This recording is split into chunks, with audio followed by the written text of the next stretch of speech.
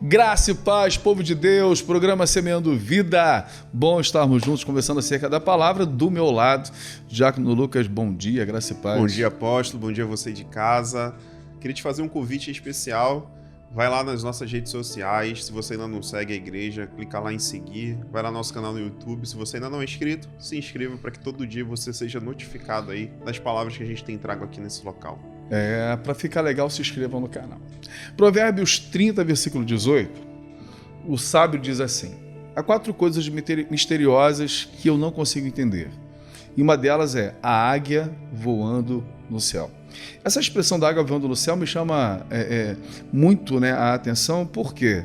Porque a águia tem algumas qualidades.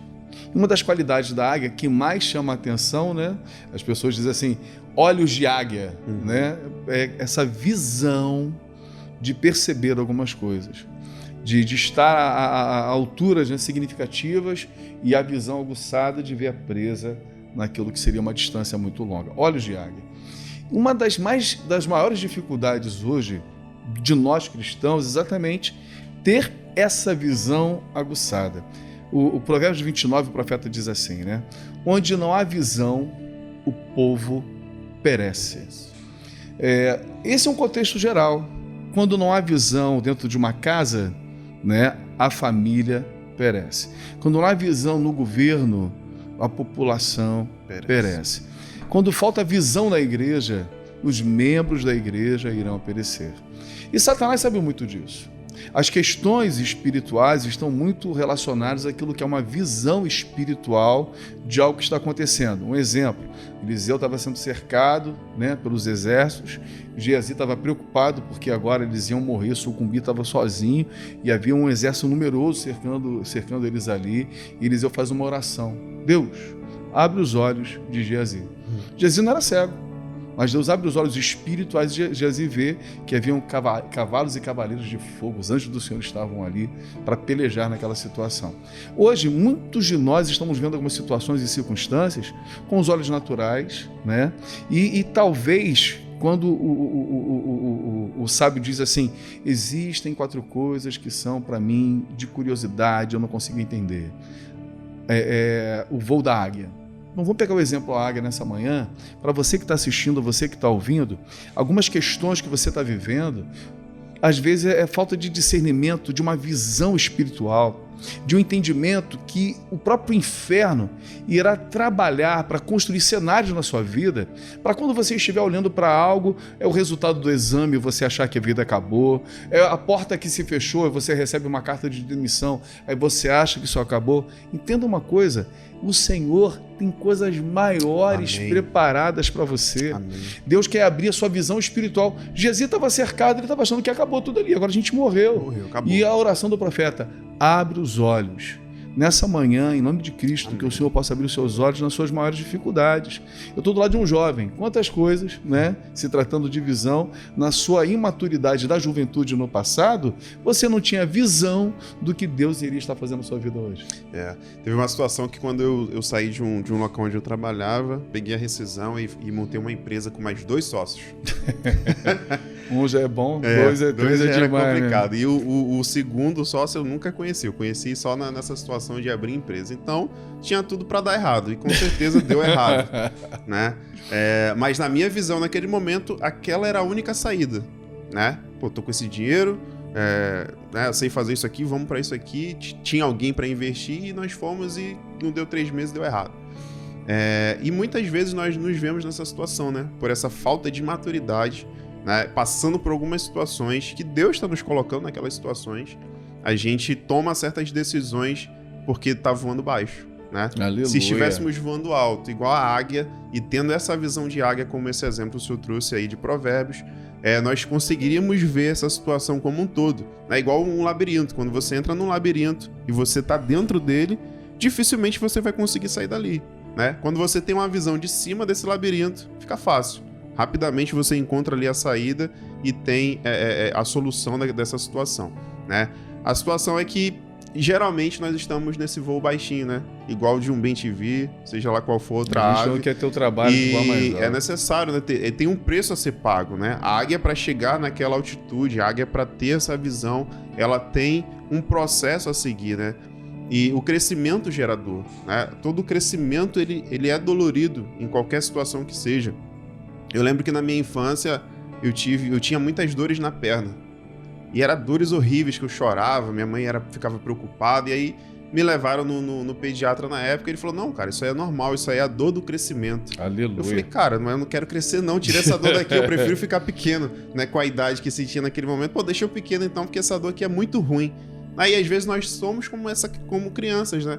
A gente não quer passar essa dor, a gente prefere ficar no mesmo nível, porque é mais cômodo, né? Ninguém gosta de sentir dor. Mas se a gente aprender a suportar essa dor e entender que isso é necessário para que a gente tenha uma visão mais alta, né? Que a gente consiga enxergar o mundo espiritual de uma forma diferente, com certeza Cristo vai, né, entregar esse dom, essas possibilidades de enxergar o mundo espiritual de uma forma diferente. Eu vi uma vez essa expressão, né? O pior cego é aquele que não quer enxergar. E muitas das vezes a gente, com medo, né, de encarar algumas realidades diferentes, no teu caso, um exemplo, né? Você percebeu que em 3 meses a questão do que você achou que ia ser bom foi ruim e você teve que encarar, né, essa realidade diferente. Tem muitas pessoas que vivem negação, né? A gente lida isso o tempo inteiro. Seja o pai que infelizmente descobre que o filho agora tem uma dificuldade, né? E ele se nega a reconhecer a dificuldade que o filho tem. A gente vê isso muito com crianças autistas, né? Tem alguns problemas que a gente não consegue diagnosticar logo de cara. Não é então, simples, não é simples, aí a gente percebe e fica essa negação, ao invés de tratar a situação. Então o pai fica tentando ajustar, tentando mudar de escola e algumas questões, dificulta até a recuperação, né? Não a recuperação, mas aquilo que é o desenvolvimento. Né? Se tivesse sido feito antes. Mesma coisa a gente vive em várias questões da nossa vida. O casamento está com dificuldade, ao invés de olhar aquilo e encarar de frente. Eu costumo dizer o seguinte, algumas pessoas chegam para mim, eu acho que está acontecendo tal coisa. E se Deus já me deu a visão, ou se eu sei que aquilo está acontecendo, eu não construo uma firola. Digo, não acha não, filho. Tenha certeza que isso está acontecendo. O importante é como nós vamos lidar com essa questão. Abacuque, o profeta, ele diz assim no capítulo 2, versículo 3. Ainda não chegou o tempo certo para que a visão se cumpra, porém ela se cumprirá sem falta. O tempo certo vai chegar logo, Amém. Portanto espere ainda que pareça demorar, pois a visão virá no momento exato. Amém. Em questões da nossa dificuldade, quando a gente não consegue perceber, a gente precisa entender que às vezes não chegou ainda o tempo certo. Mas a gente não pode perder aquilo que é o alvo e o foco de Cristo. Noé levou quanto tempo para fazer a arca? 120 anos, né? Para fazer a arca. Por que não desistiu com 50, com 60 anos? Porque ele não perdeu a visão, ainda que ele não estivesse percebendo. Ele não perdeu a visão da arca que o Senhor mostrou. Jesus foi chamado para aquela cruz. Ele nunca perdeu a visão da cruz. Ainda que fosse uma coisa difícil, muitos de nós estamos perdendo a oportunidade de ver as coisas acontecendo na nossa sociedade. A gente vai tentando dar jeitinho, vai tentando, né, romper e fazer. E o que o Senhor quer mostrar é calma, o tempo certo vai chegar. Não fique preocupado com isso. A visão vai se cumprir no momento exato. Acho que o ponto-chave foi esse que o senhor tocou, né? A gente realmente entender o tempo de Deus. Aleluia. Né? Geralmente a gente vai tentar resolver as coisas com a força do nosso braço, com aquilo que é o nosso entendimento, com aquilo que naquele momento parece ser a única saída. E geralmente quando essa única saída aparece, não é a que Deus tinha preparado pra gente, né? A gente toma decisões erradas, se coloca em situações erradas, né? Depois que Elias fez aquela situação toda, né, de matar os profetas de Baal, ele se viu ali encurralado, se escondeu, se colocou no local onde Deus não mandou ele ir, né? E passou por situações que não era necessário ele passar, porque ele se levou para aquele local, né? Então, eu acho que é um tempo da gente entender o tempo de Deus para as nossas vidas e aprender a confiar mais em Deus, né? Que quando a gente confia nele, a gente entende o processo, entende as situações e espera a saída que ele vai trazer, né, no tempo certo. Amém. Eu tenho uma palavra profética para a sua vida, que o Senhor restaure a sua visão. Amém. Que você possa ter os seus olhos iluminados e perceber que essa questão pessoal, pontual que você está vivendo aí na realidade, que o Espírito Santo de discernimento e visão espiritual em nome de Jesus. Aleluia. Deus te abençoe e até o próximo programa.